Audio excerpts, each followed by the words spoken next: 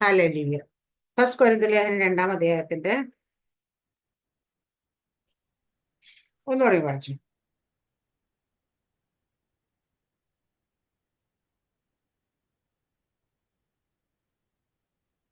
ഞാനും സഹോദരന്മാരെ നിങ്ങളുടെ അടുക്കൽ വന്നപ്പോൾ വചനത്തിന്റെയോ ജ്ഞാനത്തിന്റെയോ വൈഭവം കൂടാതെ അത്രേ ദൈവത്തിന്റെ സാക്ഷ്യം നിങ്ങളോട് പ്രസ്താവിപ്പാൻ വന്നത്. ക്രൂശിക്കപ്പെട്ടവനായ യേശു ക്രിസ്തുവിനെ അല്ലാതെ മറ്റൊന്നും അറിയാത്തവനായി നിങ്ങളുടെ ഇടയിൽ ഇരിക്കണമെന്ന് ഞാൻ നിർണയിച്ചു. ഞാൻ ബലഹീനതയോടും ഭയത്തോടും വളരെ നടുക്കത്തോടും കൂടെ നിങ്ങളുടെ ഇടയിൽ ഇരുന്നു. നിങ്ങളുടെ വിശ്വാസത്തിന് മനുഷ്യരുടെ ജ്ഞാനമല്ല, ദൈവത്തിന്റെ ശക്തി തന്നെ ആധാരമായിരിക്കേണ്ടതിന് എന്റെ വചനവും എന്റെ പ്രസംഗവും ജ്ഞാനത്തിന്റെ വശീർണ വാക്കുകളാലല്ല, ആത്മാവിന്റെയും ശക്തിയുടെയും പ്രദർശനത്താൽ അത്രേ ആയിരുന്നത്. എന്നാൽ ഹല്ലേലൂയ. ആമേൻ. നിങ്ങളുടെ വിശ്വാസത്തിന് മനുഷ്യരുടെ ജ്ഞാനമല്ല, ദൈവത്തിന്റെ ശക്തി തന്നെ ആധാരമായിരിക്കണം. എന്റെ വചനവും എന്റെ പ്രസംഗവും ജ്ഞാനത്തിന്റെ വശീകരണ വാക്കുകളല്ല, ആത്മാവിന്റെയും ശക്തിയുടെയും പ്രദർശനത്താൽ അത്രേ ആയിരുന്നത്. അപ്പം വചനം ജ്ഞാനത്തിന്റെ വാക്കുകളിലൂടെ പ്രസംഗിക്കാം, പരിശുദ്ധാത്മാവിന്റെ ശക്തിയിലൂടെ പ്രസംഗിക്കാം. ഹല്ലേലൂയ. വചനം ഇവിടെ രണ്ട് വചനവും പ്രസംഗവും. നമുക്കറിയാം, വചനം നമുക്ക് രക്ഷിക്കപ്പെട്ട് സ്നാനപ്പെട്ടവർക്ക് സഭയ്ക്കുള്ളിലുള്ളവർക്കാണെങ്കിൽ പ്രസംഗം പുറമേ ഉള്ള ആൾക്കാർക്കാണ്. ഹല്ലേലൂയ. ജാതികൾക്കിടയിലേക്കാണ് പ്രസംഗിക്കപ്പെടുന്നത്. ഈ രണ്ട് സ്ഥലത്താണെങ്കിലും ജ്ഞാനത്തിന്റെ വശീകരണ വാക്കുകളല്ല അവിടെ ഉപയോഗിക്കേണ്ടത്. പരിശുദ്ധാത്മാവിന്റെ ശക്തിയുടെ എന്താ പ്രദർശനം, ആത്മാവിന്റെയും ശക്തിയുടെയും പ്രദർശനം അവിടെ നടക്കേണ്ടത്. കാരണം വചനം നമ്മൾ എപ്പോഴും, ഞാൻ പറയും, വചനം സംസാരിക്കുമ്പോൾ ആത്മാവിന്റെ ശക്തി ഇല്ലാതെ സംസാരിച്ചു കഴിഞ്ഞാൽ വചനം വെറുതെ ഒരു അക്ഷരമായിട്ട് നമ്മുടെ ബുദ്ധിയിലേക്ക് കയറുമെന്നല്ലാതെ അതുകൊണ്ടൊരു പ്രയോജനമില്ല. പക്ഷെ ആത്മാവിലാണ് വചനം നമ്മൾ പറയുന്നെങ്കിൽ, ആത്മാവിന്റെ ശക്തിയോടുകൂടിയാ പറയുന്നെങ്കിൽ ആ വചനം കടന്നു ചെന്ന് ഹൃദയങ്ങളിലേക്ക് ഇറങ്ങിച്ചെന്ന് അവിടെ വേണ്ടുന്ന കാര്യങ്ങൾ ചെയ്യും. അതുപോലെ ശക്തി നമ്മൾ അപ്പോസ്തലപ്രവൃത്തിക്കകത്ത് വായിക്കുന്നത്, അവർ ദൈവത്തിന്റെ വചനം സുവിശേഷിച്ചുകൊണ്ട് പോയി. അവിടെ എല്ലാം അത്ഭുതങ്ങളും അടയാളങ്ങളും വീര്യപ്രവർത്തനം നടന്നു. കാരണം എന്താ പറയാ, വചനത്തോടൊപ്പം ശക്തി പുറപ്പെട്ടു. നമുക്ക് ശക്തി ഇല്ലാതെ ഒന്നും ചെയ്യാൻ സാധിക്കത്തില്ല. വചനം ശക്തി എന്ന് വെച്ചാൽ പരിശുദ്ധാത്മാ. അതുകൊണ്ടാണ് പരിശുദ്ധാത്മ അഭിഷേകം പുതിയ നിയമം ഇസ്രായേലായ നമുക്ക് ഏറ്റവും അത്യന്താപേക്ഷിതം. അല്ലാതെ പ്രാപിക്കണമെന്ന് നമ്മൾ പറയുന്നൊരു കാര്യം. അതുകൊണ്ട് പൗലോസ് അപ്പോസ്തലൻ ഒരു സ്ഥലത്തേക്ക് ചെന്നപ്പോൾ അവരോട് ചോദിക്കുന്നു, നിങ്ങൾ വിശ്വസിച്ചിട്ട് നിങ്ങൾ സ്നാനപ്പെട്ടു, അത് പരിശുദ്ധാത്മാവിനെ പ്രാപിച്ചോ? അവര് പരിശുദ്ധാത്മാവ് ഉണ്ടെന്ന് പോലും കേട്ടിട്ടില്ല. ഇന്ന് പലരുടെ അവസ്ഥ ഇങ്ങനെയാ. പരിശുദ്ധാത്മാവിന്റെ ആവശ്യത, പ്രാപിക്കേണ്ട ആവശ്യതയെ കുറിച്ച് പലർക്കും അറിയില്ല. അതെന്തിനാണ് നമുക്ക് പരിശുദ്ധാത്മാവ്? അന്യഭാഷ പറയാൻ വേണ്ടിയിട്ടാണ്. ഒരാൾ പറഞ്ഞാൽ എനിക്ക് അങ്ങനെ ആംഗ്യ ശബ്ദം കേൾക്കുന്നതിന് ഇഷ്ടമല്ല. കാരണം വെച്ച് കഴിഞ്ഞാല് എല്ലാം കൂടെ കടന്ന് കലവുല കേപ്പെന്ന് പറഞ്ഞ് ആ ഒരു ഇത്. കാരണം ആൾക്കാരുടെ മനസ്സിൽ മൊത്തം അഭിഷേകം പ്രാപിക്കുന്ന എന്തിനാന്ന് ചോദിച്ചാൽ ആരാധന അവസാനം കൈ അടിച്ച് 4 അന്യഭാഷ പറയാൻ വേണ്ടിയിട്ടാണെന്ന് ചിന്ത മൊത്തം. അതിനല്ല. അഭിഷേകം എന്ന് പറയുന്നത് ശക്തിയാണ്. അല്ല, ആ ശക്തി ഉണ്ടെങ്കിൽ മാത്രമേ ചിലതിനെയൊക്കെ ജയിക്കാൻ കഴിയുള്ളൂ. നമ്മുടെ ജീവിതത്തിൽ പോരാടി നിൽക്കുന്ന ചിലതിനെയൊക്കെ പുറത്താക്കാൻ കഴിയത്തുള്ളൂ. അപ്പൊ അതിന് ശക്തി വചനത്തിൽ പറയുമ്പോൾ ഇവിടെ വശീകരണ വാക്കുകൊണ്ട് എത്ര നേരം നമ്മൾ കഥ പറയുന്നതൊക്കെ പറഞ്ഞാലും അവിടെ ഒരു കുഞ്ഞിൽ പോലും ഒരു ചലനം അല്ലെങ്കിൽ ഒരു വിടുതൽ സംഭവിക്കത്തില്ല. പക്ഷെ പറയുന്ന ഒരു വാക്കാണെങ്കിലും പരിശുദ്ധാത്മ അഭിഷേകത്താൽ ശക്തിയാൽ നമ്മൾ പറയുകയാണെങ്കിൽ അവിടെ സംഭവിക്കേണ്ട വിടുതലുകൾ സംഭവിക്കും. ഇവിടെ പറയുന്നത് 1-ാം വാക്യം, ഞാനും സഹോദരന്മാരെ നിങ്ങളുടെ അടുക്കൽ വന്നു വചനത്തിന്റെയോ ജ്ഞാനത്തിന്റെയോ വൈഭവം കൂടാതെ അത്രേ ദൈവത്തിന് സാക്ഷ്യം നിങ്ങളോട് പ്രസ്താവിക്കുമെന്ന്. അപ്പൊ ദൈവത്തിന്റെ സാക്ഷ്യം എന്താ? ദൈവത്തിന്റെ വചനമാണ്. അത് ഞാൻ പുള്ളിക്കാരൻ നല്ല നോളജുള്ള, എഡ്യൂക്കേഷനുള്ള, പറയാൻ കുറച്ച് ഡിഗ്രിയൊക്കെ കൂടെയുള്ള ഒരാളാണ്. പക്ഷെ അവിടെ പറയുന്നത്, ഞാൻ നിങ്ങളുടെ അടുക്ക വന്നപ്പോൾ എങ്ങനെ വന്നത്? വചനത്തിന്റെ ജ്ഞാനത്തിന്റെ വൈഭവം കൂടാതെ അത്രേ ദൈവത്തിന്റെ സാക്ഷ്യം നിങ്ങളോട് പ്രസ്താവിക്കുന്നത്. അപ്പൊ കാരണം എന്നിട്ടത് ക്രൂശിക്കപ്പെട്ട യേശുവിനെ അല്ല, യേശുക്രിസ്തുവിനല്ല, മറ്റൊന്നും അറിയാത്തവനെ നിങ്ങളിടെ ഇരിക്കണമെന്ന് ഞാൻ നിർണയിച്ചു. അപ്പം പൗലോസ് അപ്പോസ്തലൻ, 3-ാം സ്വർഗത്തിൽ എടുക്കപ്പെട്ട പൗലോസ് അപ്പോസ്തലൻ ബെന്യാമീൻ ഗോത്രക്കാരനും ഗമാലിയേലിന്റെ പാദപീഠത്തിൽ നിന്ന് ന്യായപ്രമാണം മുഴുവൻ പഠിച്ച മനുഷ്യൻ. ഹല്ലേലൂയ. റോമാ പൗരത്വമുള്ളവർ എല്ലാ ഇങ്ങനെ പറയാൻ ഒരുപാട് പുകഴ്ച ഉള്ളപ്പം 8-ാം നാൾ ഏറ്റവും പരീക്ഷൻ തന്നെ ഒരിക്കൽ പറഞ്ഞല്ലോ, ഇതെല്ലാം എനിക്ക് പറയാനുള്ളപ്പോ ഞാൻ നിങ്ങളുടെ ഇടയിൽ ഇരിക്കുമ്പോ എങ്ങനെ ഇരിക്കുന്നത്? ക്രൂശിക്കപ്പെട്ട ക്രിസ്തുവിനല്ലാതെ മറ്റൊന്നും അറിയാത്തവന്. അപ്പൊ എനിക്ക് ഒരു കാര്യം മാത്രം അറിഞ്ഞാൽ മതി. ഹാലലിയ. അത് മാത്രമേ എനിക്ക് നിങ്ങളോട് പറയാനുള്ള കാരണം, അതിനെക്കുറിച്ച് പറയാനായിട്ട്. അപ്പം അവിടെ കർത്താവായ യേശുക്രിസ്തുവിനെ കുറിച്ച് യേശുക്രിസ്തുവിന്റെ ക്രൂശിലല്ല നമുക്കൊന്നും പുകഴുവാനില്ലെന്ന് തന്നെയാണ് അവിടെ അർത്ഥം. നമ്മളിപ്പോ രക്ഷിക്കപ്പെട്ടു, സ്നാനപ്പെട്ടു, നമ്മൾ അഭിഷേകം പ്രാപിച്ചു, നമ്മൾ കൃപാവരങ്ങൾ ശുശ്രൂഷകൾ ഓപ്പറേറ്റ് ചെയ്യുന്നു. പക്ഷെ ഇവിടെ നമുക്ക് പുകഴുവാൻ എന്താ ഉള്ളതെന്ന് വെച്ചാൽ, കർത്താവ് നമ്മളോട് കാണിച്ച സ്നേഹമാണ് കാൽവരി ക്രൂശ്. ആ സ്നേഹം നമ്മുടെ പ്രവൃത്തി കൊണ്ടോ നമ്മുടെ യോഗ്യത കൊണ്ടോ നമ്മൾ നല്ലവരായിട്ടോ ഒന്നുമല്ല കർത്താവ് നമ്മളെ തിരഞ്ഞെടുത്തത്. ഇവിടെ ആക്കി വെച്ചിരിക്കുന്ന കർത്താവിന് നമ്മളോടുള്ള സ്നേഹമാണത്.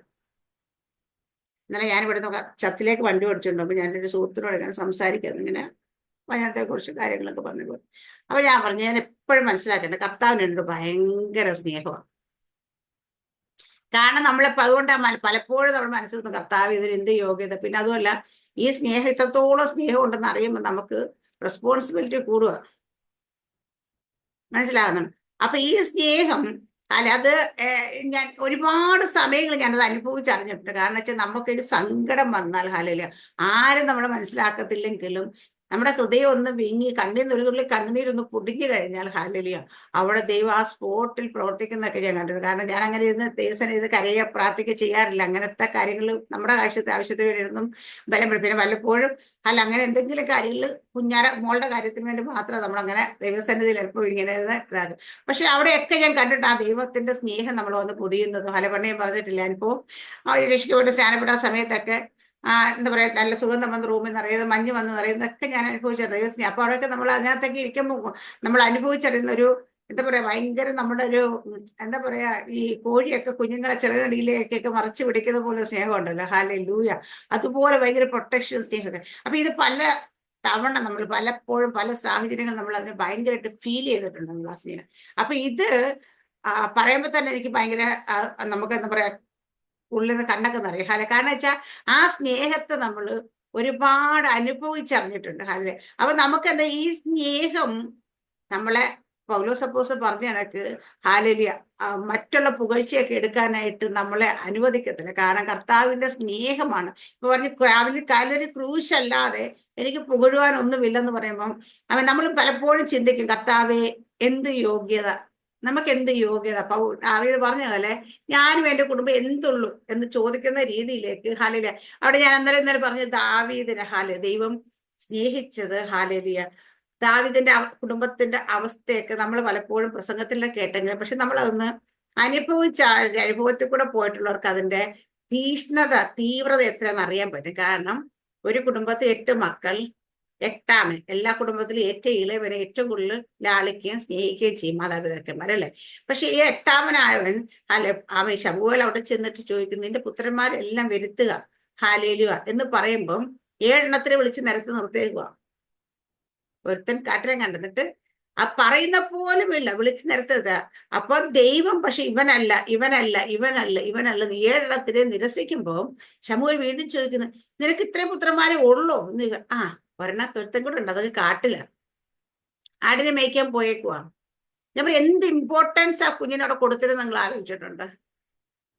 നമ്മൾ അങ്ങനെ ഒരു അവസ്ഥയിലാണ്. നമ്മുടെ അവസ്ഥ ഒന്ന് ആലോചിച്ച് നോക്കിയിട്ടുണ്ട് കാരണം നമ്മളെ അങ്ങനെയാണ് വീട്ടുകാർ കരുതുന്നതെങ്കിൽ പലയിടത്തും നമ്മളെ മാറ്റി നിർത്തുമ്പോൾ, ഒറ്റപ്പെടുത്തുമ്പോൾ, തള്ളിക്കളയുമ്പോഴൊക്കെ അനുഭവിക്കുന്ന ആ വേദനയെക്കാട്ടി എത്ര വലുതാണെന്ന് ആലോചിക്കണം. ദാവീദ് അവിടെ അപ്പോഴെന്താ പറയാ, ദൈവം അതുകൊണ്ട് ദാവീദ് അത്രയും സ്നേഹിച്ചത്. കാരണം വീട്ടുകാര് മാതാപിതാക്കന്മാർ തള്ളിക്കളഞ്ഞപ്പോൾ ഒരു സ്വർഗസ്ഥനായ പിതാവിന്റെ സ്നേഹം ഇറങ്ങി വന്നു.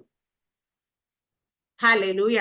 അപ്പൊ അവിടെ പറയുന്നൊരു വാക്കാണ് അവനെ വരുത്താൻ പറയും. വരുത്തി കഴിയുമ്പം ദൈവത്തിന് എന്റെ ദൈവത്തിന് ഭയങ്കര വാശിയ ചില കാര്യങ്ങളിലൊക്കെ. ഞാൻ പലപ്പോഴും പറയുന്നത് നിങ്ങളൊക്കെ ശ്രദ്ധിച്ചിട്ടുണ്ടോ? ദൈവത്തിന് ചില കാര്യങ്ങൾ ഭയങ്കര വാശിയുള്ള കണക്ക് അവരുടെ സഹോദരന്മാരുടെ നടുവിൽ നിർത്തി അവനെ അഭിഷേകം ചെയ്യിപ്പിച്ചു. അവിടെ പറയുന്നേ, നീയൊക്കെ തള്ളിക്കളഞ്ഞാലും ഒറ്റപ്പെടുത്തിയാലും ഞാൻ ഇവനെ ഹൃദയത്തോട് ചേർത്ത് പിടിക്കും.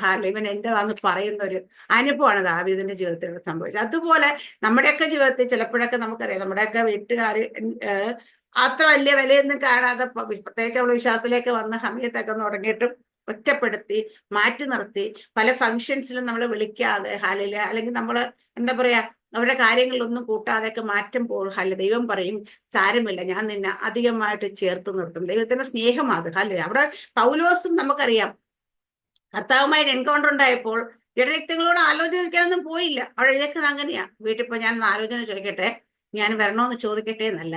ഹാലലിയ അവിടെ വെച്ച് തന്നെ ഹാലലിയ ആമേ സത്യം മനസ്സിലായപ്പോൾ രക്ഷിക്കപ്പെടുന്നു, സ്നാനപ്പെടുന്നു. ഹാലലിയ പിന്നെ കർത്താവിന് വേണ്ടി മരിക്കാൻ പോലും ഇട. അപ്പൊ അതുകൊണ്ട് അവിടെ പൗലോസ് പറഞ്ഞു, എനിക്ക് ക്രൂശിക്കപ്പെട്ട ക്രിസ്തുവിനെ അല്ലാതെ ഒന്നിലും പുകഴുവാനില്ല. അപ്പൊ ആ കർത്താവിന്റെ ക്രൂശാണ് ഹാലേലൂയ എന്നെ ഇതിലേക്ക് യോഗ്യനാക്കി മാറ്റുന്ന ആ ബോധത്തിലേക്ക് വന്നതുകൊണ്ടാണ് പൗലോസ് ഹാലേലൂയ അവിടെ ആ ക്രൂശിലല്ലാതെ ഒന്നും പുകഴുവാനില്ലെന്നത്. കാരണം നമുക്ക് വേണ്ടി ദൈവം കാണിച്ച ഏറ്റവും വലിയ സ്നേഹമാണ് കാൽവരി ക്രൂശ്. ഹാലേലൂയ. അപ്പൊ ആ ക്രൂശിനെ കുറിച്ച് പറയാനായിട്ട് ലജ്ജിക്കേണ്ട കാര്യമേ ഇല്ല. ഹാലെ നമുക്ക് ക്രൂശ് ഹാലെ കാൽവരി ക്രൂശ് ഹാലയിലെ പലർക്കും ഹാലയിലിയ അമേൽ ഫോഷത്വമാണെന്ന് തോന്നുമ്പോൾ ഹാലെ നമുക്കത് രക്ഷയാണ്, നമുക്ക് ദൈവശക്തിയാണ്. ഹാലെ നമ്മൾ അതിനെക്കുറിച്ച് പറയും തോറും ഹാലില്ല നമ്മളിലെ ദൈവശക്തി നമ്മൾ ശരീരത്തിൽ പറയുന്നത് അങ്ങനെയാണ്. ഹാലെ ക്രൂശിക്കപ്പെട്ട യേശുക്രിസ്തു അല്ല മറ്റൊന്നും അറിയാത്തവനാ നിങ്ങളുടെ ഇടയിൽ ഇരിക്കണമെന്ന് ഞാൻ നിർണയിച്ചു. ഞാൻ ബലഹീനതയും ഭയത്തോടും വളരെ നടുക്കത്തോടും നിങ്ങളുടെ ഇടയിരുന്നു. നിങ്ങളുടെ വിശ്വാസത്തിന് മനുഷ്യരുടെ ജ്ഞാനമല്ല ദൈവത്തിന്റെ ശക്തി തന്നെ ആധാരമാക്കി എന്റെ വചനവും എന്റെ പ്രസംഗവും ജ്ഞാനത്തിന്റെ വശീകരണ വാക്കുകളല്ല, ആത്മാവിന്റെ ശക്തിനും പ്രദർശനത്തിനും. അപ്പൊ നിങ്ങളുടെ വിശ്വാസത്തിന്, വിശ്വാസം കേൾവിയാലും കേൾവി ക്രിസ്തുവിന്റെ വചനത്താലും വരുന്നു എന്ന് നമ്മൾ പറയും. പക്ഷേ ഈ വചനം എങ്ങനെയായിരിക്കും നമ്മൾ കേൾക്കേണ്ടതെന്ന് പറഞ്ഞു കഴിഞ്ഞാൽ വെറും ആമേ ഹാലില് വാക്കുകളിൽ അതിലല്ല കേൾക്കേണ്ട. ഹാലെ അത് ദൈവശക്തിയും കൂടെ ഉള്ളപ്പോഴേ ഇത് പ്രവർത്തിക്കത്തുള്ളൂ. ഞാൻ എപ്പോഴും പറയും, നമ്മൾ വാ തുറന്ന് പറയുന്ന എല്ലാം വചനമാണ് അല്ലേ, വാക്കുകളെല്ലാം വചനമാണ്. നമ്മൾ അഭിഷേകം പ്രാപിച്ചതിന്റെ വായിന്ന് വരുന്നതൊക്കെ വചനമാണ്, ഒരു സംശയം വേണ്ട. പക്ഷെ ഈ വചനത്തോടൊപ്പം പരിശുദ്ധാത്മാവും കൂടെ മൂവ് ചെയ്യണം. അപ്പോഴേ അവിടെ ഒരു പ്രദർശനം നടക്കത്തുള്ളൂ. നമ്മളെ എങ്ങനെയാ ദൈവം വിളിച്ചേക്കുന്നത്? ദൈവത്തിന്റെ പ്രദർശനശാലകളാക്കാൻ വേണ്ടി വിളിച്ചേക്കുന്നത്. എന്ന് വെച്ചാൽ പ്രദർശനശാല, ഒരു സിനിമ തിയേറ്റർ അതൊരു പ്രദർശനശാലയാണ്. ഒരു നാടകം നടക്കുന്ന തിയേറ്റർ അതൊരു പ്രദർശനശാലയാണ്, പ്രദർശിപ്പിക്കുന്നത്. അതുപോലെ കർത്താവ് യേശു ക്രിസ്തുവിനെ പ്രദർശിപ്പിക്കാനുള്ള പ്രദർശനശാലകളാണ് നമ്മൾ ഓരോരുത്തരും. മനസ്സിലാവുന്നുണ്ടോ? അപ്പൊ പ്രദർശിപ്പിക്കുന്നത് എങ്ങനെയാ? വെറുതെ നമ്മൾ എന്നിട്ടല്ല, നമ്മളിൽ നിന്ന് പുറപ്പെടുന്ന ശക്തി അവിടെ പ്രദർശിപ്പിക്കുന്നത്. അത് പ്രദർശിപ്പിക്കുമ്പോഴാണ് അവിടെ ഹാലേലിയ പ്രവൃത്തി നടക്കത്തുള്ളൂ. ഞാൻ ഇന്നലെ പ്രസംഗിച്ച ഞാൻ കഴിഞ്ഞ ദിവസം പറഞ്ഞെന്ന് തോന്നുന്നു. ഹാലേലിയ നമ്മുടെ ദിനേരം പാസ്റ്ററുടെ ആ പ്രാർത്ഥന എന്നെ അതോറിറ്റിയാണ്. ഹാലേലിയ ആ പത്തോലേക്ക് അച്ഛൻ ഹോസ്പിറ്റലിൽ കിടന്നപ്പോൾ ചെന്ന് കോമയിൽ കിടക്കുന്ന ആള്, വെന്റിലേറ്റർ കിടക്കുന്ന ആള്, ഒരാൾ ചെന്ന് അറിയത്ത് പോലില്ല. പുള്ളി ചെന്നു 1 മിനിറ്റ് 2 മിനിറ്റ് എടുത്ത് പ്രാർത്ഥിച്ച് പുള്ളി പുറത്തേക്ക് പോവുകയും ചെയ്തു. ചെയ്യുമ്പോൾ പുള്ളി വെന്റിലേറ്റർ കിടന്നാൾക്ക് ബോധം വന്നപ്പോൾ അയാൾ അത് ചോദിച്ചു, ദിനകരൻ പാസ്റ്റ് വന്നിട്ട് എന്തെന്ന് ചോദിച്ചു. അപ്പൊ അവര് ചോദിച്ചു, നീ എങ്ങനെ അറിഞ്ഞു ദിനകരൻ പാസ്റ്റ് വന്നെന്ന്? അല്ല, കോമയിൽ കിടന്ന ആളല്ലേ. അപ്പൊ പറഞ്ഞു, ഞാൻ കോമയിലല്ല, ഞാൻ മരിച്ച് അങ്ങ് യേശു കത്താൻ മുമ്പിൽ പോയി നിൽക്കുക. എന്താ എങ്ങോട്ട് വേണമെന്ന് അറിയാൻ ചെന്ന് നിൽക്കണമല്ലോ പറഞ്ഞത്. അപ്പുറത്തോട്ട് പോകണോ ഇപ്പുറത്തോട്ട് പോകണമെന്നറിയാം. അവിടെ ചെന്ന് നിന്ന സമയത്ത് ഭൂമിയിൽ ഒരു ശബ്ദം ഞാൻ കേട്ടു, hallelujah load I need him send him back എന്ന് പറഞ്ഞിട്ട്. ഹാലേലിയ ഇത് കേട്ടത് ദിനകരൻ പാസ്റ്റ് സൗണ്ടായിട്ട് തന്നെ അങ്ങ് ചെന്നത്. ഹാലേലൂയ യേശു കർത്താവ് എന്റെ മകൻ നിന്നെ വിളിക്കുന്നു, നീ തിരിച്ചു പൊക്കോളാൻ പറഞ്ഞു. ആ പറഞ്ഞ ശബ്ദം ഹാലേലിയ അവിടേക്ക് കേറി ചെന്ന്. ഹാലേലിയ അവിടെ നമ്മൾ പറയും നമ്മുടെ വാക്കുകൾ, ആ ഒരു വാക്കിന് മുമ്പിൽ, ആ ഒരു വിളിയുടെ മുമ്പിൽ മരിച്ച് അവിടെ ചെന്ന മനുഷ്യനെ മരണത്തെ ജയിക്കുന്ന രീതിയിൽ, മരണത്തെയും പാതാളത്തെയും ജയിക്കാൻ നമ്മുടെ വാക്കുകൾക്ക് ശക്തിയുണ്ട്. തിരിച്ചു വിട്ടു. അത് അദ്ദേഹം തിരിച്ചു വന്ന മനുഷ്യരുടെ സാക്ഷ്യം പറഞ്ഞതാണ്. ഹല്ലേലൂയ. അപ്പം ആമേൻ ഹാലെ നമ്മുടെ വാക്കുകളുടെ ശക്തി ഞാൻ പറയുന്നത്, നമ്മുടെ വാക്കിന് എത്രത്തോളം ശക്തി ഉണ്ടെന്നാ മനസ്സിലാക്കണം. അതാ ഞാൻ പറഞ്ഞത്, വാക്കുകളുടെ ശക്തി. ഹാലെ അത് ജ്ഞാനത്തിന്റെ വശീകരണ വാക്കുകൊണ്ട് പറഞ്ഞാൽ തന്നെ ശക്തി പുറപ്പെടുത്തും. ഞാൻ 10 വർഷം ഹാലെ അവിടെ പോയി പഠിച്ച് അത് PhD എടുത്തിയാണ് ഹാലെ ഞാൻ തിയോളജിസ്റ്റ് ആണ്, മറ്റാണ് മറിച്ച്. എന്നാൽ ആ ജ്ഞാനത്തിന്റെ വാക്കിലല്ല പ്രവൃത്തി വെളിപ്പെടുന്നത് ശക്തിയോടെ ബലം പിടിച്ച് ഉറക്കെ അലറിപ്പൊളിച്ച് പറയുന്നതിനെ കുറിച്ചും അല്ല പറഞ്ഞേക്കുന്നത്. പരിശുദ്ധാത്മ ശക്തിയാൽ പറയുന്ന ഒരു വാക്ക്. നമ്മൾ ദിനംബാസ് പ്രസംഗങ്ങളൊക്കെ ഒത്തിരി യൂട്യൂബിൽ കേട്ടിട്ടുണ്ട്. അവിടെയൊക്കെ അദ്ദേഹം ഭയങ്കര കൂളായിട്ടിരുന്ന പ്രസംഗിക്കുന്നത് ശ്രദ്ധിച്ചിട്ടുണ്ടോ? ഭയങ്കര കൂളായിട്ട്. കാരണം വെച്ചാൽ അവിടെ ഇപ്പോഴത്തെ പാസ്റ്റർമാര് കാണിക്കുന്ന പലരുടെയും കണക്ക് ഒത്തിരി സൗണ്ട് എടുത്ത് ഓട്ടം അങ്ങനെ ഒന്നുമില്ല. അദ്ദേഹം വളരെ കാമൻ കൂളായിട്ട് ഇങ്ങനെ നിൽക്കുന്ന അതേ ആ സ്ഥലത്ത് തന്നെ നിന്ന് അനങ്ങാതെയാണ് പ്രസംഗിക്കുന്നതിനുണ്ടാക്കുന്നത്. ഹല്ലേലൂയ. അപ്പൊ അവിടെ അതാ പറഞ്ഞ ജ്ഞാനത്തിന്റെ വശീകരണ വാക്കിലല്ല കാര്യമിരിക്കുന്നത്, പരിശുദ്ധാത്മയുടെ ശക്തിയിലാണ്. ഇവിടെ പറഞ്ഞ ദൈവത്തിന്റെ ശക്തി ആധാരമാക്കിയത് എന്റെ വചനം എന്റെ പ്രസംഗവും ജ്ഞാനത്തിന്റെ വശീകരണ ആത്മാവിന്റെയും ശക്തിയുടെയും പ്രദർശനത്താൽ അത്രയും നടന്നത്. ഹല്ലേലൂയ. അപ്പൊ ആത്മാവിന്റെയും ശക്തിയുടെയും പ്രദർശനമാണ് നമ്മൾ ചെയ്യേണ്ടത്. ഹല്ലേലൂയ. അതിന്റെ 17-ാം വാക്യത്തിൽ പറയുന്നു, 17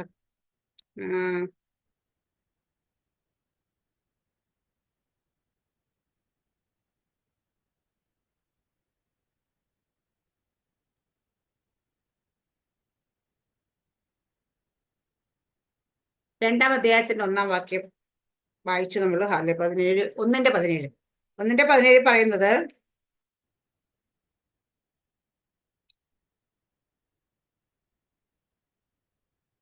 സ്നാനം കഴിപ്പാനല്ല സുവിശേഷം അറിയിപ്പാൻ അത്രേ ക്രിസ്തുവിനയച്ച് ക്രിസ്തുവിന്റെ ക്രൂശ് വ്യർത്ഥമാകാതിരിക്കേണ്ടത് വാക്ചാതുര്യത്തോടെ അല്ലതാനും.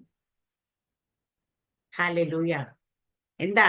ക്രിസ്തുവിന്റെ ക്രൂശ് വ്യർത്ഥമാകാതിരിക്കേണ്ടതിന് വാക്ചാതുര്യത്തോടെ അല്ലതാനും. അപ്പൊ വാക്ചാതുര്യത്തിലല്ല ക്രിസ്തുവിന്റെ ക്രൂശ് പ്രവൃത്തിയിലേക്ക് വരുന്നത്. അല്ലെങ്കിൽ വെറും നമ്മൾ ചില സമയത്ത് ചില ആൾക്കാരോടൊക്കെ നമ്മൾ പലപ്പോഴും സുവിശേഷമൊക്കെ പറഞ്ഞിട്ടും അല്ലെങ്കിൽ പ്രസംഗിച്ചിട്ടും അതൊക്കെ വ്യർത്ഥമായിപ്പോ നമ്മൾ കാണാറുണ്ടല്ലേ. കാരണം എന്താണ്? നമ്മൾ പറയുന്ന വചനം അവരുടെ ഹൃദയത്തിലേക്ക് ചെന്ന് അവിടെ പ്രവൃത്തി ചെയ്യുന്നില്ല. ഇങ്ങോട്ട് നോക്കും, ഹൃദയത്തിലേക്ക് ചെന്ന് പ്രവൃത്തി ചെയ്യുന്നില്ല. പക്ഷേ ആ ഹൃദയത്തിലേക്ക് ചെന്നത് പ്രവർത്തിക്കണമെങ്കിൽ വാക്ചാതുര്യം മാത്രം പോരാ. ഹല്ലേലൂയ. അവിടെ പരിശുദ്ധാത്മാവ് മൂവ് ചെയ്താൽ ഒരു മനുഷ്യന്റെ ഹൃദയത്തെ ഇളക്കാൻ പറ്റും, അത് തിരിക്കാൻ പറ്റും. ഹല്ലേലൂയ. ഞാൻ പറഞ്ഞിട്ടുണ്ട്, ഞാൻ മോഹൻ സിത്താരയുടെ സ്നാനത്തെ കുറിച്ച് പറയുന്ന സമയത്ത് ഞാൻ രക്ഷിക്കപ്പെട്ട് സ്നാനപ്പെട്ട് 2 മാസേയുള്ളൂ. ബൈബിൾ എന്താണെന്നറിയത്തില്ല. ഹല്ലേലൂയ. വചനം എന്താണെന്നറിയത്തില്ല. ഹല്ലേലൂയ. ഇതിനെക്കുറിച്ച് ഒരു ബോധവുമില്ല. ബൈബിൾ എത്ര പുസ്തകങ്ങളുണ്ടെന്ന് അറിയത്തില്ല. ഹല്ലേലൂയ. ഇതെല്ലാം അങ്ങനെ ഇരിക്കുന്ന അവസ്ഥയിലാണ്. അദ്ദേഹത്തെ ദൈവം തന്നെ കണക്ട് ചെയ്യുമ്പോൾ ഞാൻ അദ്ദേഹത്തോട് ചോദിച്ച ചോദ്യം, നിങ്ങളുടെ സാക്ഷിയൊക്കെ കേട്ടിട്ടുണ്ട്, പക്ഷെ നിങ്ങൾ സ്നാനപ്പെട്ടോ? ആര് പറഞ്ഞു ചോദിക്കാനായിട്ട് എന്നോട്? എന്റെ ഉള്ളിൽ നിന്ന് പരിശുദ്ധാത്മ അറിയാം സ്നാനപ്പെട്ടാന്നാണ്. പക്ഷെ എന്നെ കൊണ്ട് ചോദിപ്പിച്ചപ്പോൾ അദ്ദേഹം പറഞ്ഞ മറുപടി ഇങ്ങോട്ട്, യേശുപ്പനെ സ്നേഹിക്കാൻ വേണ്ടി ജാതി മാറണോ? ഇന്ന് പലരുടെയും ചിന്ത സ്നാനപ്പെടുക എന്ന് വെച്ചാൽ ഞാൻ നിൽക്കുന്ന ജാതിയിൽ നിന്ന്, പാരമ്പര്യത്തിൽ നിന്ന്, അല്ലെങ്കിൽ എൻ്റെ ഇതിൽ നിന്ന് എല്ലാം കൂടെ മാറി ഞാൻ മറ്റൊരു ജാതിയിലേക്ക് ചേരുക. ജാതി മാറലല്ല. അപ്പൊ ഞാൻ എൻ്റെ വായിൽ അടുത്ത് വന്ന, എനിക്ക് ഇപ്പോഴും ഓർമ്മയുണ്ട്, അടുത്ത് വന്നതാ സ്നാനം ജാതി മാറലല്ല, മനസ്സ് മാറല.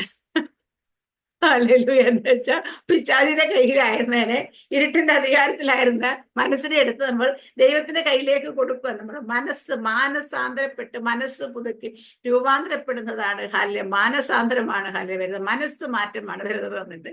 പിന്നെ എവിടെ നിന്നൊക്കെ വചനം വന്നത് എനിക്കറിയാൻ പാടില്ല. ഞാൻ ഇതെല്ലാം ഇങ്ങനെ പറയാൻ തുടങ്ങി ഇരുന്നിട്ട്. ആമേൻ, സ്തോത്ര. ഞാൻ പറയാം, ഒരുപാട് ദിവസങ്ങളൊന്നും എടുത്തില്ല, ഒരാഴ്ച പോലും എടുത്തില്ല. അതിനുമുമ്പ് അദ്ദേഹം ഈ തീരുമാനം മാറ്റി സ്നാനപ്പെടണം എന്ന് ഇങ്ങോട്ട് വിളിച്ചു പറയട്ടെ. കാരണം ഇവിടെയൊക്കെ പറയാം, നമ്മൾക്ക് ഒത്തിരി ജ്ഞാനം ഒന്നും അന്നില്ല. വചനത്തെക്കുറിച്ചും സുവിശേഷത്തെക്കുറിച്ചും ഇതെങ്ങനെ പറയണമെന്നും ഒന്നുമില്ല ജ്ഞാനം.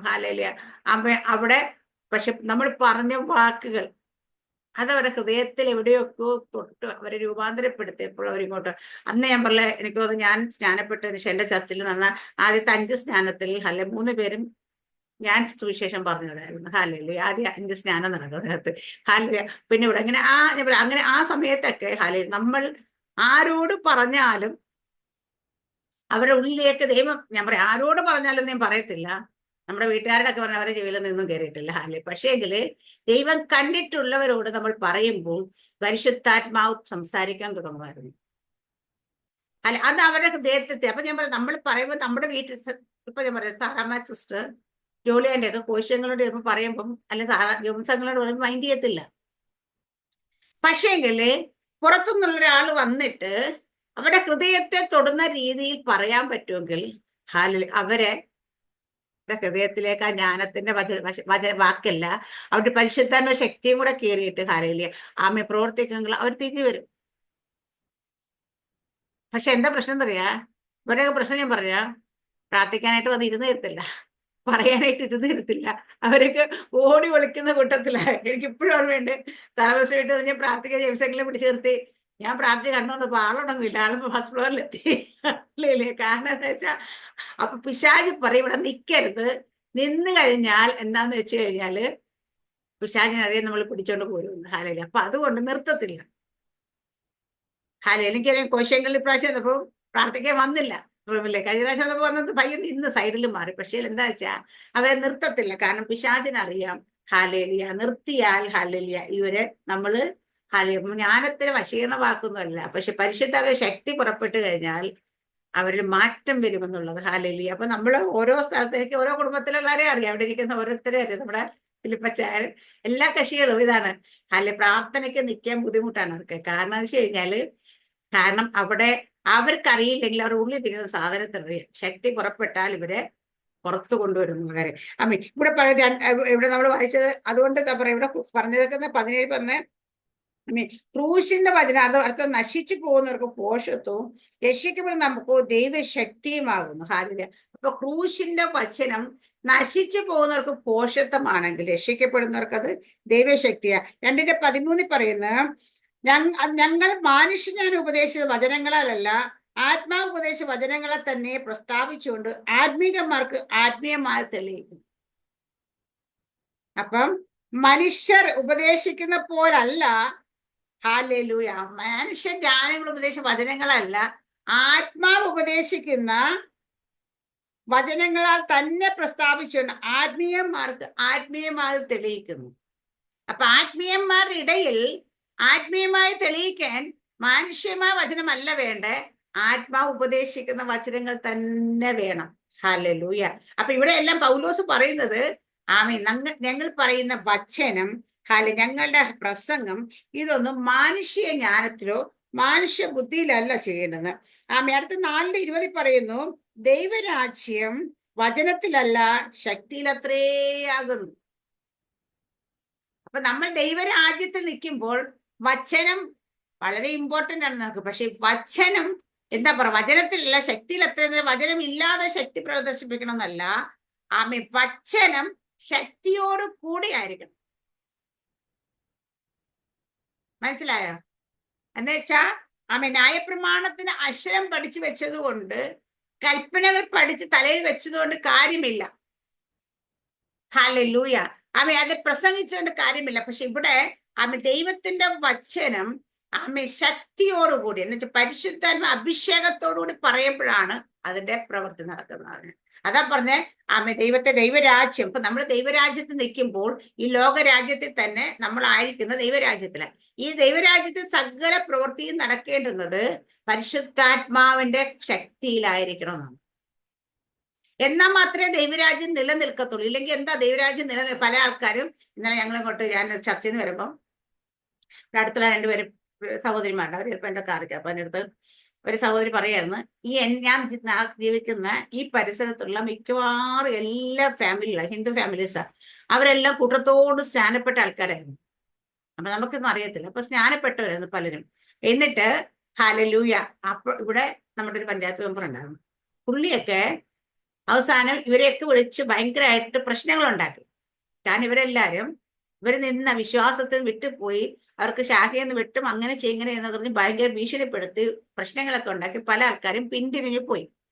ഹാലല്ലേ, എനിക്കിതേ കുറിച്ചൊന്നും അറിയത്തില്ല. നമ്മളിവിടെ വീട് വെക്കുകയൊക്കെ ചെയ്തെങ്കിലും ഞാനെപ്പോഴും ദുബായിലാവുന്ന മാക്സിമം നിൽക്കുന്നത് ഒരാഴ്ചയൊക്കെ ആയിരുന്നു നേരത്തെ വരുമ്പോൾ നിൽക്കുന്നത്. അപ്പൊ നമുക്ക് ഇവിടെ ആൾക്കാർ അങ്ങനെ ഇങ്ങനെ ഇതിനെ കുറിച്ച് പിന്നെ പെന്തക്കോസിനെ കുറിച്ച് കേട്ടില്ല. അപ്പൊ അന്നേരം ഞാൻ ഇവിടെ ഇന്നലെ ഇവിടെ ഒന്ന് അമ്മയെടുത്തു ഇങ്ങനെ ഇന്നലെ ആ സിസ്റ്റർ ഇങ്ങനെ പറഞ്ഞു ഇവിടെയൊക്കെ അത്രയും. അപ്പൊ ശരിയാ, ഇവരൊക്കെ പോയത്. അത് കഴിഞ്ഞിട്ട് അപ്പുറത്തൊരു ഫാമിലി വാടകയ്ക്ക് താമസിക്കുന്നത്. അപ്പൊ ഇവര് പ്രശ്നം ഉണ്ടാക്കിയപ്പം ഇവരിങ്ങനെ പെന്തക്കോസ് സഭയിൽ പോയതിന് പറഞ്ഞ് പ്രശ്നം ഉണ്ടാക്കിയപ്പോഴത്തേന് അവരെന്താ വെച്ചാൽ വീട് വിട്ടങ്ങ് പോയി. വീട് താമസം മാറിപ്പോയി. കാരണം അവർക്ക് കാരണം ഇവർ പറയുന്ന കേട്ടനുസരിച്ച് നിൽക്കാൻ കഴിയാത്തതുകൊണ്ട്. അവർ വാടകക്കാരായിരുന്നു കാലം. അവരെന്ന് വെച്ചാൽ അവർ ഇവിടുന്ന് താമസം മാറി വേറെ പോയി താമസിച്ചു. കാരണം വെച്ചാൽ അവരുടെ ദൈവത്തെ, പക്ഷെ പല ആൾക്കാരും, ഇവിടെയുള്ള പല ആൾക്കാരും അപ്പോൾ ഇവരൊക്കെ ഭീഷണിപ്പെടുത്തിയപ്പോൾ ഹല്ലേലൂയ എന്താ പറ്റിയെന്ന് വെച്ചാൽ അവർ വിശ്വാസത്തിന് ചർച്ചിപ്പോക്കൊക്കെ നിർത്തി അവർ പഴയ വിശ്വാസത്തിൽ തന്നെ നിൽക്കുന്നെന്ന് പറഞ്ഞു. ഇത് കേട്ടപ്പോൾ എനിക്ക് നല്ല ഭയങ്കരമായിട്ട് എന്താ പറയാ, ഉള്ളിൽ ഇങ്ങനെ ഒരു നമ്മുടെ ഉള്ളിൽ ഇങ്ങനെ കത്തുമല്ലേ പുറന്നതൊക്കെ. അപ്പൊ ഞാൻ ഇങ്ങനെ ഒരു ആലോചിക്കായിരുന്നു, ദൈവമേ ഈ വിട്ടുപോയവരെ എല്ലാം തിരിച്ചു കൊണ്ടുവരണം. ചിലപ്പോ നമുക്കറിയത്തില്ല ദൈവം ഇപ്പൊ അതുകൊണ്ടായിരിക്കും ഇതിന്റെ ഇടയിൽ നിന്ന് നമ്മളെ പിക്ക് ചെയ്തുകൊണ്ട് വന്നേക്കുന്നത് ഹാലിലെ. കാരണം ഞാനൊക്കെ രക്ഷിക്കപ്പെടുന്നത് സ്നാനപ്പെടുകയൊക്കെ ചെയ്യുന്നതിന് മുമ്പാണ് ഇതൊക്കെ സംഭവിച്ചേക്കുന്നത്. ഒരുപാട് കുടുംബങ്ങൾ ഇവിടെ രക്ഷിക്കപ്പെട്ട് സ്നാനപ്പെട്ടതായിരുന്നു. അത് ആ ആൾക്കാരെല്ലാം ഹാലില വീണ്ടും പിന്മാറിപ്പോ. കാരണം എന്താണെന്നറിയോ, അവരുടെ ഉള്ളിൽ കേട്ട ഏതോ വചനത്തിന്റെ എന്തോ പ്രവർത്തി അല്ലെങ്കിൽ എന്തോ കാര്യസാധ്യത്തിന് വേണ്ടിയൊക്കെ ചെന്ന് അവര് ഇതിലേക്ക് വന്നതാണ്. അതുകൊണ്ട് ഒരു ഭീഷണി വന്നപ്പം മാറിപ്പോയി. കാരണം ഞാൻ പറഞ്ഞത് ദൈവത്തെ സ്നേഹം യഥാർത്ഥമായി രുചിച്ചറിഞ്ഞിട്ടാണെങ്കിൽ നമ്മൾ എന്തൊക്കെ ഭീഷണി വന്നാലും ആ കുടുംബം ചെയ്ത പോലെ ഞങ്ങൾ ഇവിടെ താമസിക്കുന്നില്ലടേ, ഞങ്ങൾക്ക് ഇഷ്ടമുള്ളത് താമസിക്കുക, ഞങ്ങൾ കർത്താവിനോടും തയ്യാറില്ല. ഇത് പറയാൻ പറ്റും. അല്ലെങ്കിൽ ഏത് ഭീഷണി വന്നാലും കുലുങ്ങാതെ നിൽക്കാൻ പറ്റും. അവിടെ ദൈവശക്തി അവരുടെ ഉള്ളിൽ വ്യാപരിക്കണം. അവർ കേട്ട വചനം അതിനോടൊപ്പം ദൈവശക്തി വ്യാപരിച്ചു. 1 തെസ്സലോനിക്കർ 1:5 വായിക്കുക സിസ്റ്റർ.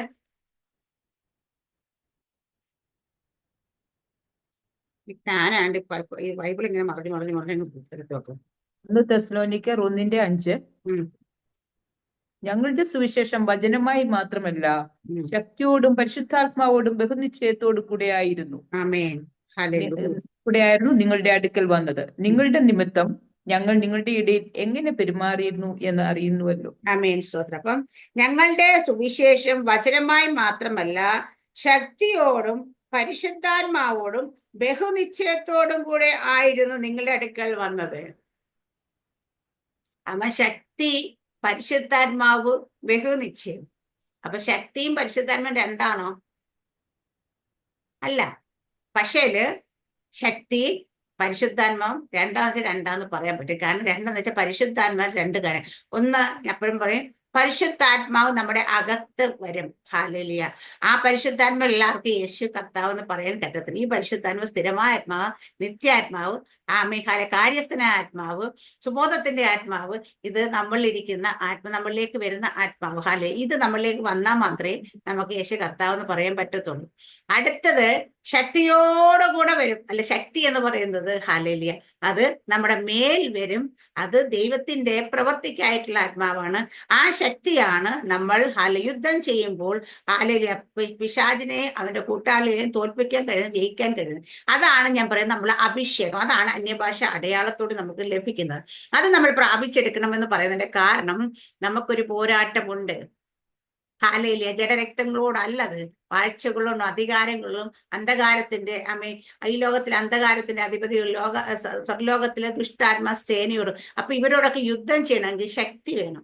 യേശു കർത്താവ് തന്നെ പറയുന്നുണ്ട്, ഹാലേലിയ, ശക്തി ഇല്ലാതെ നമുക്ക് എന്താ പറയാ, അവന്റെ കോപ്പ് കവർന്നെടുക്കാൻ കഴിയത്തില്ല.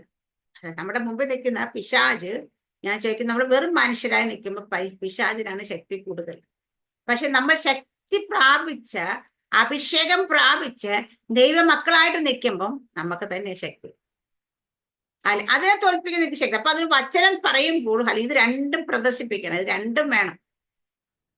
പരിശുദ്ധാത്മാവിന്റെ ജ്ഞാനം വേണം. പരിശുദ്ധാത്മാവിന്റെ കൃപയിൽ നിന്ന് പരിശുദ്ധാത്മാവിന്റെ സുബോധത്തിന്റെ ആത്മാവിലൊക്കെ വേണം നമ്മൾ സംസാരിച്ച. ചില ആൾക്കാരുണ്ടല്ലോ സുബോധം നഷ്ടപ്പെട്ടവരെ പോലെ കാണുന്നതിലേക്കാണ്. പക്ഷെ അതൊന്നുമല്ല. ഈ ആത്മാവിൽ തന്നെ നമ്മൾ ശുശ്രൂഷ. ഇപ്പൊ പരിശുദ്ധാത്മാവോടും ശക്തിയോടും. അപ്പൊ ശക്തിയും നമ്മളിൽ നിന്ന് പുറപ്പെടണം.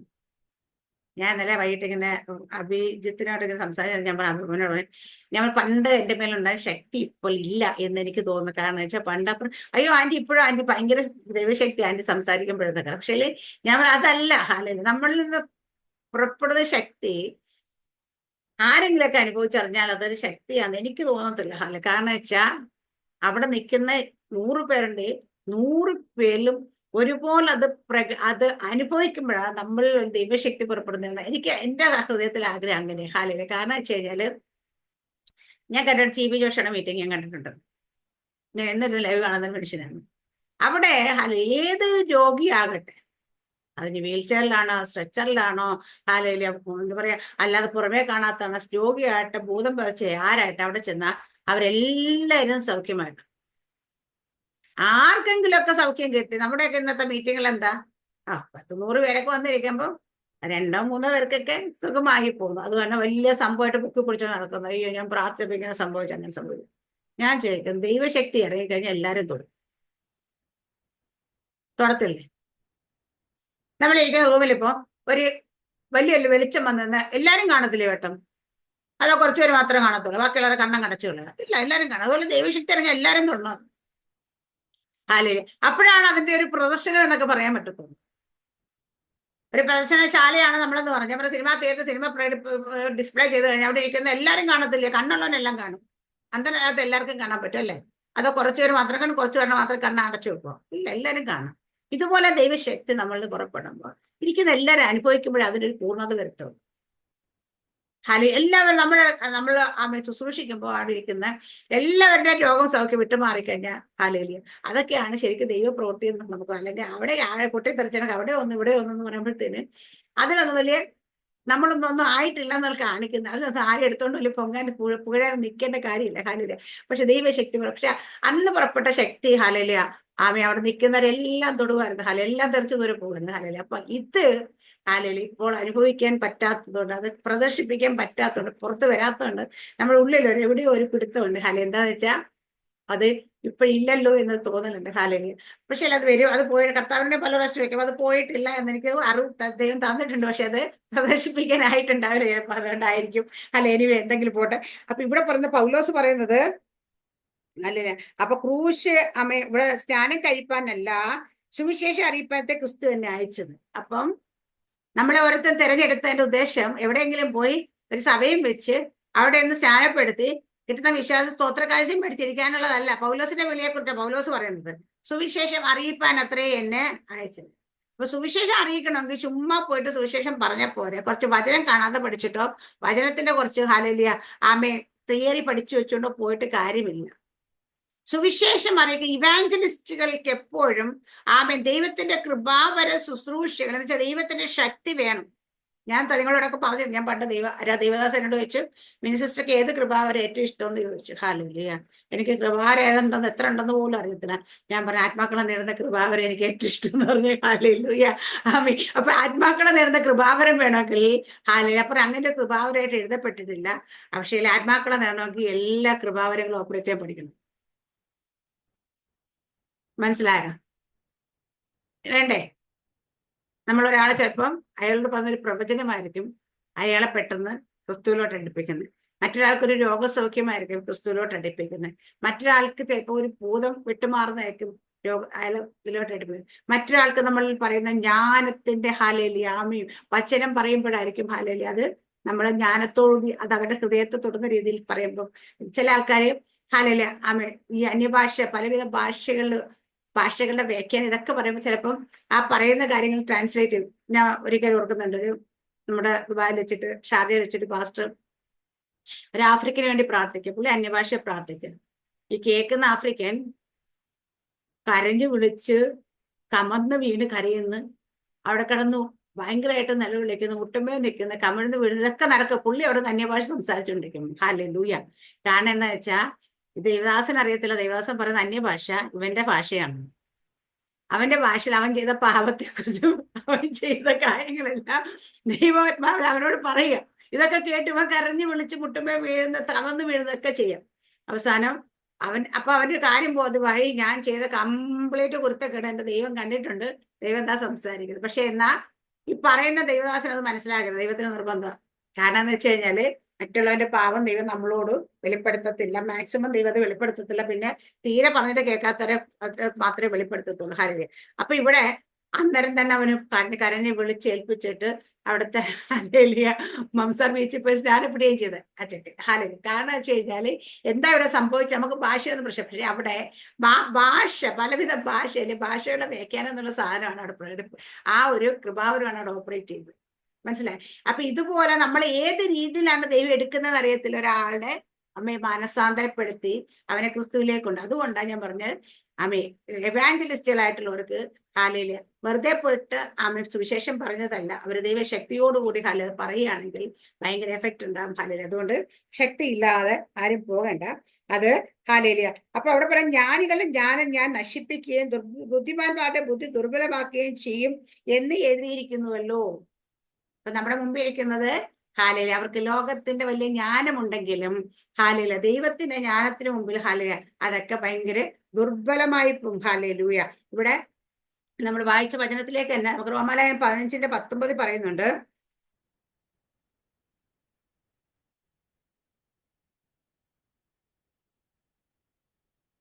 കാലാവസ്ഥ എടുത്തു, എനിക്കൂടെ മറിച്ചു വരുമ്പോൾ സമയം എടുക്കും. അങ്ങനെ ഞാൻ യെരൂശലേം മുതൽ ഇല്യോര്യ ദേശത്തോളം ചുറ്റി സഞ്ചരിച്ചു, ക്രിസ്തുവിന്റെ സുവിശേഷഘോഷണം പൂരിപ്പിച്ചിരിക്കുന്നു. അല്ല 18 വായിക്കാം. ക്രിസ്തു ഞാൻ മുഖാന്തരം ജാതികളുടെ അനുസരണത്തിനായിട്ട് വചനത്താലും പ്രവൃത്തിയാലും അടയാളങ്ങളുടെയും അത്ഭുതങ്ങളുടെയും ശക്തി കൊണ്ടും പരിശുദ്ധാത്മാവിന്റെ ശക്തി കൊണ്ടും പ്രവർത്തിച്ചതല്ലാതെ. റോമാലേഖനല്ലേ എടുത്തേ? റോമർ 15:18 ഞാൻ വായിച്ചു. 15:15 ഒന്ന് വായിക്കാതെ. എങ്കിലും ജാതികൾ എന്ന വഴിപാട് പരിശുദ്ധാത്മാവിനാൽ വിശുദ്ധീകരിക്കപ്പെട്ട് പ്രസാദകരമായി തീരുവാൻ ഞാൻ ദൈവത്തിന്റെ സുവിശേഷ ഘോഷണം പുരോഹിതനായി അനുഷ്ഠിച്ചുകൊണ്ട് ജാതികളിൽ ക്രിസ്തുയേശുവിന്റെ ശുശ്രൂഷകനായി ഇരിക്കേണ്ടതിന് ദൈവം എനിക്ക് നൽകിയ കൃപ നിമിത്തം നിങ്ങളെ ഓർമ്മപ്പെടുത്തും വണ്ണം ഞാൻ ചിലയിടത്ത് അതിധൈര്യമായി നിങ്ങൾക്ക് എഴുതിയിരിക്കുന്നു. പറയുന്നേ, എങ്കിലും ജാതികൾ എന്ന വഴിപാട് പരിശുദ്ധാത്മാവിനാൽ വിശദീകരിക്കപ്പെട്ട് പ്രസാദകരമായി തീരുവാൻ ഞാൻ ദൈവത്തിന്റെ സുവിശേഷ ഘോഷണം പുരോഹിതനനുഷ്ഠിച്ച് ജാതികളിലെ ക്രിസ്തുയേശുവിന്റെ ശുശ്രൂഷകനായിരിക്കേണ്ട ദൈവം എനിക്ക് നൽകിയ കൃപ നിമിത്തം നിങ്ങളെ ഓർമ്മപ്പെടുത്തും വണ്ണം ഞാൻ ചിലയിടത്ത് അതിധൈര്യമായി നിങ്ങൾക്ക് എഴുതുന്നു. ഇവിടെ പറയാം, ജാതികൾ എന്ന വഴിപാട് എങ്ങനെ വിശദീകരിക്കപ്പെടണം? പരിശുദ്ധാത്മാവിനാൽ വിശദീകരിക്കപ്പെടണം. എന്നിട്ട് വേണം അവരെ നമ്മൾ സഭയോട് ചേർക്കാൻ വേണ്ടിയിട്ട്. ഹാലേലൂയ. പരിശുദ്ധാത്മാവിൽ വിശദീകരിക്കപ്പെടുന്നു എന്ന് വെച്ച് കഴിഞ്ഞാൽ അവിടെ പോയി സുവിശേഷം പറയുമ്പോൾ അവരെ ശുദ്ധീകരിക്കുന്നതിൽ അവർ ഇടപെടുന്നത് ഹാലേലൂയ പരിശുദ്ധാത്മാവിനാലാണ്. അതാണ് ഞാൻ പറഞ്ഞത്, റോമാലേഖനത്തിൽ തന്നെ എഴുതിയിട്ടുണ്ട് എടുത്ത്, ആത്മാവെന്ന ആദ്യ ദാനം. ഹാലേലൂയ. ആത്മാവെന്ന ആദ്യ ദാനം വരുന്നവർക്കാണ് യേശു ക്രിസ്തു എന്ന് പറയാൻ, കർത്താവ് എന്ന് പറയാൻ പറ്റത്തുള്ളൂ. ഹാലേലൂയ. ഇവിടെ അതിന്റെ 18-ാം വാക്യം പറയുന്നത്, വചനത്താലും പ്രവൃത്തിയാലും ക്രിസ്തു ഞാൻ മുഖാന്തരം ജാതിയുടെ അനുസരണം വചനത്താലും പ്രവൃത്തിയാലും അടയാളങ്ങളുടെയും അത്ഭുതങ്ങളുടെയും ശക്തി കൊണ്ട് പരിശുദ്ധാത്മാവിന്റെ ശക്തി കൊണ്ടും പ്രവർത്തിച്ചതല്ലാതെ മറ്റൊന്നും മിണ്ടുവാൻ ഞാൻ തുനിയുന്നില്ല. അപ്പൊ അവിടെയെല്ലാം അടയാളങ്ങളും അത്ഭുതങ്ങളും സംഭവിച്ചത് പ്രവൃത്തി കൊണ്ട്. ആരുടെ പ്രവൃത്തി? പരിശുദ്ധാത്മ പ്രവൃത്തി. ഞാൻ കഴിഞ്ഞ ദിവസം ആരോട് പറഞ്ഞു, അത് അപ്പോസ്തല പ്രവൃത്തി പുസ്തകം നമ്മൾ വായിക്കുമ്പം അത് അപ്പോസ്തലന്മാരുടെ പ്രവൃത്തി അല്ല, അത് ആക്ച്വലി പരിശുദ്ധാത്മാവിന്റെ പ്രവൃത്തിയാണ്. അതുകൊണ്ട് അതിന് അവസാനമില്ല, അത് ഇന്ന് നടന്നുകൊണ്ടേ ഇരിക്കുകയാണ്. ഹാലേലിയ. അപ്പൊ പരിശുദ്ധാത്മാവ് ഹാലേലിയ പ്രവർത്തിക്കാം. അതുകൊണ്ട് പറയും, ഞാൻ നിങ്ങളുടെ ഇടയിൽ പറഞ്ഞിരിക്കുന്നത് നിങ്ങളുടെ വിശ്വാസത്തിന് മനുഷ്യരുടെ ജ്ഞാനമല്ല, ദൈവത്തിന്റെ ദൈവത്തിന്റെ ശക്തി തന്നെ ആധാരമായിരിക്കണം. എന്റെ വചനം, എന്റെ പ്രസംഗവും ജ്ഞാനത്തിന്റെ വശീകരണ വാക്കുകളല്ല, ആത്മാവിനെയും ശക്തിയുടെയും പ്രദർശനത്താൽ അത്രയും നടന്നു. അപ്പൊ ജ്ഞാനം പഠിച്ച് നമ്മൾ ബൈബിളിൽ ഹാലേലൂയ പഠിക്കുന്നത് കൊണ്ട് തെറ്റുണ്ടെന്നല്ല ഞാൻ പറഞ്ഞേ, ബൈബിൾ കോളേജിൽ പോകുന്നത് തെറ്റുണ്ടെന്നല്ല പറഞ്ഞേ. പക്ഷെ അറിവിൽ നിന്ന് നമ്മൾ പ്രസംഗിക്കാൻ ശ്രമിക്കരുത്. ഹാലേലൂയ. നമ്മളെപ്പോഴും ദൈവത്തിന്റെ വചനം ഹാലേലൂയ പരിശുദ്ധാത്മാവിനാൽ നിയോഗിക്കപ്പെട്ട് പരിശുദ്ധാത്മാവിന്റെ കൃപയിൽ ആശ്രയിച്ചുകൊണ്ട് പരിശുദ്ധാത്മാവിനാൽ തന്നെ അത് പറയണം. അത് ചിലപ്പം ചില ആൾക്കാർ പ്രസംഗം, ഞാൻ നല്ല കഴിഞ്ഞോട് പറയാന്ന്, നമ്മുടെ പ്രസംഗമൊക്കെ സാധാരണ ആൾക്കാർ 8-10 എപ്പിസോഡൊക്കെ ഒരുമിച്ച് റെക്കോർഡ് ചെയ്ത് വെക്കാറുണ്ട്, ഈ യൂട്യൂബിലൊക്കെ ഇടുന്ന വചനമൊക്കെ. പക്ഷെ എനിക്കത് ഒരിക്കലും സാധിക്കത്തില്ല. കാരണം വെച്ചാൽ എനിക്ക് മിക്ക ദിവസവും അന്നേരമാണ് ദൈവം എനിക്ക് വചനം തരുന്നത്. അപ്പൊ തരുന്നതനുസരിച്ചാണ് കയറി ഇരുന്ന് പറഞ്ഞുകൊണ്ടിരിക്കുന്നത്. നേരത്തെ പഠിച്ച് പ്രിപ്പയർ ചെയ്ത് വരുന്നതല്ല. അതുകൊണ്ട് നമുക്ക് ഒരിക്കലും അങ്ങനെ ചെയ്യാനായിട്ടുള്ള പറ്റത്തില്ല. കാരണം ഞാൻ ഇപ്പൊ സഭയിലൊക്കെ ചെല്ലുമ്പോൾ ഞായറാഴ്ച ദിവസങ്ങളിൽ ചെന്നിരിക്കുമ്പോൾ അവിടെ ഇരുന്ന് പ്രാർത്ഥിച്ചുകൊണ്ട് അവിടെ ഇരിക്കുന്ന സമയത്ത് ദൈവം വചനം തരും.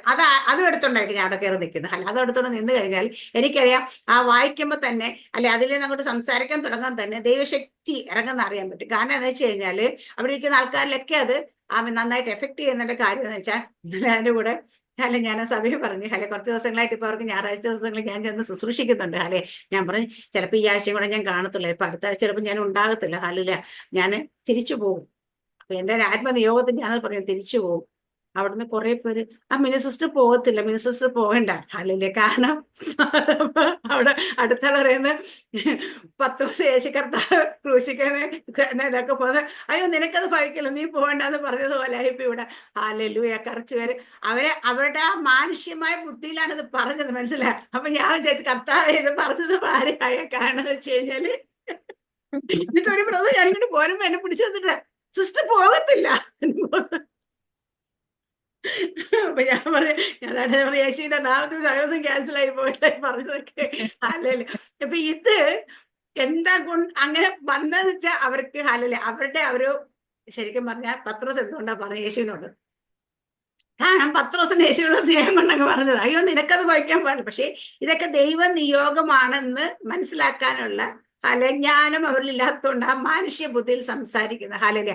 അപ്പൊ അവിടെയൊക്കെ നമ്മൾ പറയുന്ന സമയത്ത് ഓരോ ദിവസം എഴുന്നേറ്റ് നിൽക്കുമ്പോൾ ദൈവം തരുന്ന വചനമായിട്ട് അത് പക്ഷേ ഒരുപാട് അവർക്ക് എഫക്ട് ചെയ്തിട്ടുണ്ട്. അവരുടെ അവിടെ ഓരോരുത്തർക്കും ഭയങ്കര മാറ്റം വരാനായിട്ട്, മാറ്റം കൊണ്ടുവരാനായിട്ടൊക്കെ ദൈവം അത് സഹായിച്ചു. കാരണം നമ്മളെ ദൈവം ഉപയോഗിച്ചതിനെ ഓർത്ത് ദൈവത്തിന് നന്ദി പറയാം.